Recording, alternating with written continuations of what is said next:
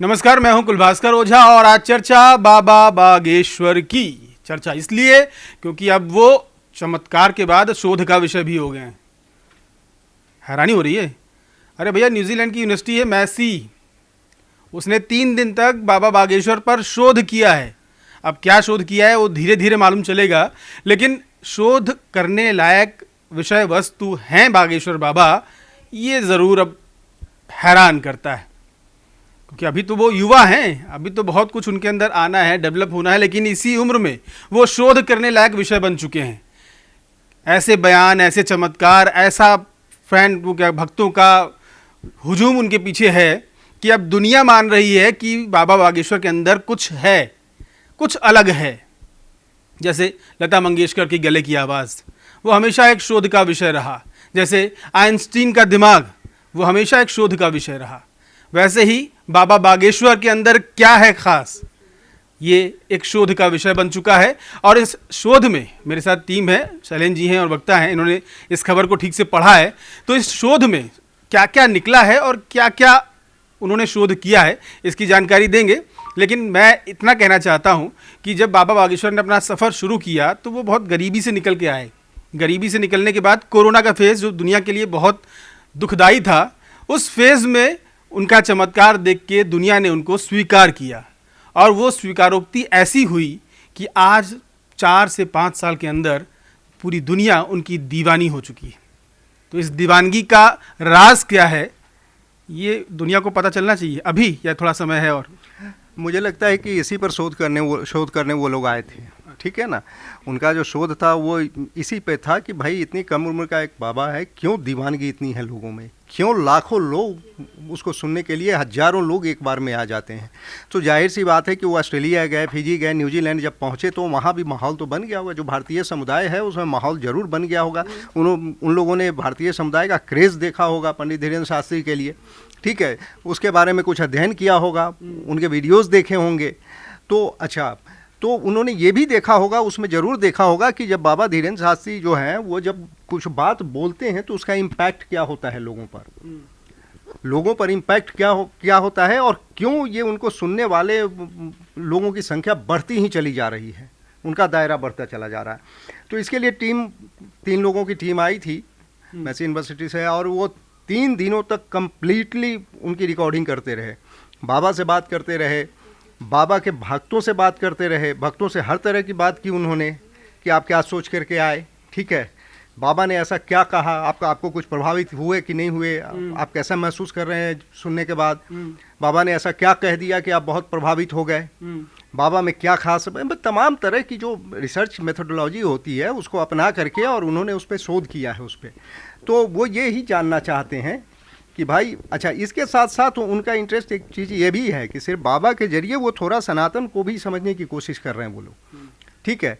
तो ये बाबा की शख्सियत इतनी बड़ी हो गई है, ठीक है, कि लोग समझने की कोशिश कर रहे हैं, कम से कम दुनिया जानना चाहती है क्या है। देखिए, हाँ, इंडिया में, भारत में ये कोई बहुत चमत्कारिक चीज़ नहीं है, क्योंकि हमारे यहाँ तो ये परंपरा रही है संतों की, और संतों की देवरहुआ बाबा और नीम करोली बाबा, ये सब अब बहुत परंपरा रही है, जहाँ लोग जाते रहे हैं, हजारों की संख्या में जाते हैं। तो हमारे लिए ये उस रूप में चमत्कृत करने वाला, या कहें कि स्ट्रेंज फील करने वाली बात नहीं है।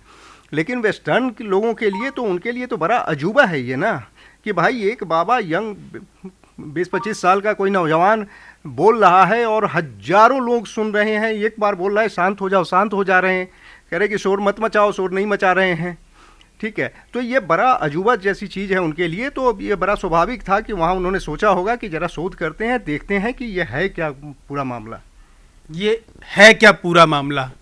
बागेश्वर बाबा है तो मामला तो बहुत बड़ा है। कितने देशों के प्रधानमंत्री तक पहुंच जाते हैं, न्यूजीलैंड के भी पहुंचे हुए थे पीएम उनके दरबार में। तो जब प्रधानमंत्री आ रहे हैं तो शोध तो होगा ही भाई। 28 साल का 29 साल का एक युवा संत, जिसके पीछे पूरी दुनिया एकदम दीवानी है और उसके चमत्कारों को नमस्कार करती है, दिन भर रात भर उसकी चर्चाएं होती हैं, सोशल मीडिया पे छाया रहता है, हर जगह स्टार की तरह टिमटिमाता है। तो ऐसे लोगों के बारे में जानने के बारे में के लिए तो दुनिया उत्सुक रहती है हमेशा। बाबा बागेश्वर के बारे में आप कोई भी चर्चा करिए, कैसी भी चर्चा करिए, हम ये चर्चा कर रहे हैं, ये भी 10 से 20 हज़ार लोग देखेंगे। तो इतना क्रेज़ है उनका, तो जानना ज़रूरी है क्या है उनके अंदर। हाँ, जैसे कि यहाँ पर भी जब बाबा बागेश्वर का नाम आया, जब वो लाइमलाइट में आए अपनी पर्ची खोलने को लेकर, तो पूरा का पूरा मीडिया एक तरह से उनके आगे पीछे घूमने लगा, इर्द गिर्द मंडराने लगा कि आखिर बाबा बागेश्वर जब पर्ची खोलते हैं अपनी, तो उसमें इतना सटीक उत्तर कैसे दे देते हैं, उनको कैसे पता होता है कि सामने वाला किस समस्या को लेकर आया है। तो उनके इस चमत्कार को देखने के बाद जो उनकी पॉपुलैरिटी देश से लेकर विदेशों तक बढ़ी है, अब उसी को जानने के लिए विदेश के जो लोग हैं, विदेश की जो यूनिवर्सिटी है, मैसी यूनिवर्सिटी न्यूजीलैंड की, वो भी कहीं ना कहीं इस पर शोध करना चाहती है और ये जानना चाहती है कि बाबा बागेश्वर आखिर अपने किस अंदाज से, या फिर उनके अंदर ऐसी क्या क्वालिटीज़ हैं, या फिर वो उनका जो इतने वक्त से जो कहते हैं कि उन्हें बालाजी की जो सिद्धियां हैं वो प्राप्त हैं, तो उसमें कितना दम है। इस चीज़ को लेकर 3 दिन तक शोध किया गया, तमाम प्रश्न बाबा बागेश्वर से पूछे गए, जैसा कि शैलेंद्र जी ने कहा कि अंदर तक जाकर इसकी एक खोज की जा रही है कि बाबा बागेश्वर को, क्योंकि बाबा बहुत होते हैं, बाबाओं की कमी नहीं है भारत में, हर थोड़े सी दूर पर चलने के बाद एक बाबा को हम देखते हैं, कोई प्रवचन दे रहे होते हैं, कहीं पर भी किसी से भी मुलाकात हो जाती है। लेकिन बाबा बागेश्वर के लिए जिस तरह की दीवानगी, जिस तरह की चाहत महिलाओं में, युवाओं में देखी गई है, वो खास तौर पर कहीं ना कहीं मुझे लगता है कि यूनिवर्सिटी से जो शोध की टीम आई थी उसको परेशान कर रही होगी कि ऐसा कैसे हो सकता है कि भारत देश से एक 28 साल का युवा विदेश आता है और विदेश में बिना कुछ किए इतनी ज्यादा भीड़ इकट्ठी हो जाती है। तो सवाल आना जायज है, और हमेशा से विदेश में हमने देखा है कि लोग जानने के लिए बहुत उत्सुक रहते हैं कि क्या चीजें हैं, क्यों ऐसा हुआ, इसका कारण क्या है। इसलिए सबसे ज्यादा शोध हम देखते हैं तो विदेशों की धरती पर सबसे ज्यादा हर चीज का शोध हमें दिखाई देता है। हो सकता है यही वजह हो कि आगे आने वाले वक्त में विदेश में जो एक नई पीढ़ी आने वाली है उसको इस शोध के जरिए एक डेटा तैयार करके ये बताने की जरूरत हो कि ऐसे भी बाबा हुआ करते थे जिनके पास इस तरह की सिद्धियां हुआ करती थी और जिसके लिए लोग इतनी तरह पागल थे।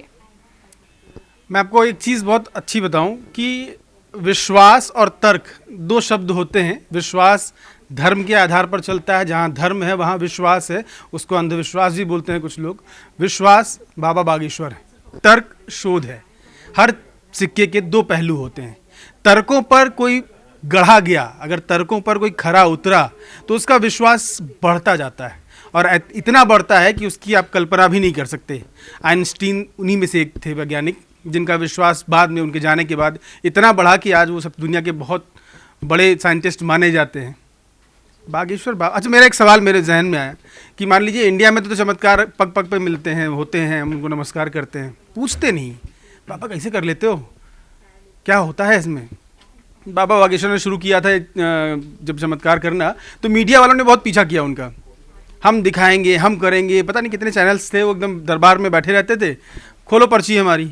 अब बाबा जब वहाँ से बोलना शुरू करें, रहन दो, अब रहन दो, मतलब सार्वजनिक रूप से उनकी बातें सामने ना आए तो उनको बोलना पड़ता था, हाँ जान के कान में सुन लेते थे। तो अपनी बातें कोई सुनना नहीं चाहता और दूसरे की बातें सुनाना चाहता है।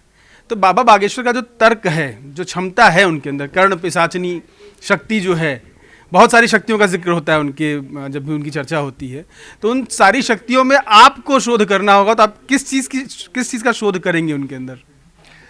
नहीं, मैं तो शोध इस चीज़ का करूँगा कि भाई देखिए उनकी क्या शक्तियाँ हैं, उस पर तो मुझे उस रूप में इंटरेस्ट नहीं है, और मेरा कभी साक्षात्कार हुआ नहीं, तो अब कर्ण पिशाचनी जैसी कोई शक्ति होती मुझे मालूम नहीं है, ठीक है। लेकिन शक्ति में मेरा विश्वास है, तो वो हो सकता है कि कोई सिद्धि हो जो उन्होंने प्राप्त की हो उसको। लेकिन कुल मिलाकर के ये चीज़ है कि अपीलिंग क्या है बाबा में, ठीक है, बाबा क्यों इतना अपील करते हैं लोगों को। तो ये एक मसला है जो थोड़ा सा मुझे थोड़ा सोचने पर, मैं सोचता भी हूँ इस पर कई बार, ठीक है। तो ये चीज़ ऐसा है। दूसरी चीज़ ये है कि इस पर शोध ये करना है, मैं अभी एक चीज़ आपको बता रहा हूँ कि वो जो न्यूजीलैंड में लोग शोध कर रहे थे, आपको हैरानी नहीं होगी कि कल को इसको मार्केटिंग में इम्प्लीमेंट करने लगे वो, कि भाई इतना बड़ा ब्रांड एम्बेसडर तो हमें मिलेगा नहीं, ठीक है, तो क्या पता वो फिर मार्केटिंग को में उसका इस्तेमाल करने लगे। तो शोध तो कई एंगल से होता है, ठीक है, शोध का फायदा दुनिया को मिले, समाज को मिले, शोध होते हैं। तो इसलिए, लेकिन ये किसी भी आम आदमी के लिए जो गैर हिंदुस्तानी के लिए, ठीक है, ये तो आश्चर्य करने की बात है कि इतनी कम उम्र में कोई आदमी इतना पॉपुलर होता है। आप शोध क्या करेंगे, आप क्या शोध करेंगे? नहीं, मैं तो बाबा पे शोध यही करूंगा कि भाई लोग जो आकर्षित होते हैं, ठीक है ना, उसकी वजह क्या है। क्या है? मेरे लिए ये चीज़ ज़्यादा महत्वपूर्ण है। बाबा का चमत्कार है, ठीक है, लेकिन चमत्कार के साथ साथ मुझे एक दो चीज़ें और भी लगती है। बाबा का मतलब बयान, चमत्कार या क्या? हाँ, तो खासियत मेरा इंटरेस्ट ये जानने में ज़्यादा होगा कि ये पूरा, देखिए एक चीज़ से सिर्फ इतना आकर्षित नहीं है, वो बड़े सुदर्शन भी हैं, बातचीत भी बड़ा ठेठ अंदाज में करते हैं। तो कुल मिला के मेरी कोशिश ये जानने की होगी कि ये पूरा पैकेज क्या है। व्यक्तित्व क्या है, कौन सा व्यक्तित्व है जिसके कारण बाबा बागेश्वर इतने प्रसिद्ध होते जा रहे हैं? अच्छा वक्ता, आपको अगर सर्च करना होगा, उनके अंदर कुछ शोध करना होगा, कुछ उनके बारे में सबसे खास चीज़ जाननी होगी, तो वो आपकी नज़र में क्या है? मेरे लिए तो सबसे ज़्यादा खास यही होगा, क्योंकि मैं तो अभी कभी एक बार भी बागेश्वर धाम नहीं गई हूँ, लेकिन जो लोग गए हैं वो बताते हैं कि वो पर्ची खोलते हैं और सारी चीज़ें बयान कर देते हैं। हालांकि मैं इन सब चीज़ों में बहुत कम विश्वास करती हूँ कि भगवान से ज़्यादा मैं किसी में विश्वास नहीं रखती हूँ। तो अगर मुझे मौका मिलेगा तो मैं इस पर शोध करना ज़्यादा ज़रूरी समझूंगी कि आखिर पर्ची खोल देने से इंसान के दिमाग तक कैसे पहुँचा जा सकता है। क्या ये एक दिमाग को पढ़ने की एक जो प्रक्रिया है वो बाबा करते हैं, या वाकई में उन्हें चमत्कारिक शक्तियां प्राप्त हैं जिसको लेकर जो कहते हैं बालाजी महाराज की उन पर कृपा है, उसके जरिए वो ये सारी चीज़ों को करते हैं। तो ये चीज़ मैं जानना ज़रूर चाहूँगी। ये है एक मन की उत्सुकता। मन हमेशा उस रहस्य को जानना चाहता है जो वो उससे जो छुपा हुआ है, जो पर्दे के पीछे है। सामने जो दिख रहा है उसकी तारीफ हर कोई करता है, लेकिन पर्दे के पीछे जो है उसको जानने के लिए मन में उत्सुकता बहुत होती है। शायद इसीलिए हॉरर फिल्में और ये सब चीज़ें चलती हैं इस दुनिया में, भूत प्रेत पिशाच और ये सब बातों का जिक्र बहुत होता है और लोग उनके पीछे जाते हैं। तो बाबा बागेश्वर के पास क्या है खास? अगर आपको करनी होगी शोध उनके ऊपर, तो आप उनके किस विषय पे, उनकी किस हिस्से पे शोध करना चाहेंगे और दुनिया को बताना चाहेंगे? अपनी राय हमें कमेंट करके ज़रूर बताएं। न्यूज़ कोरिडोर्स आप हमें YouTube पर, Instagram पर, X पर और Facebook पर फॉलो कर सकते हैं।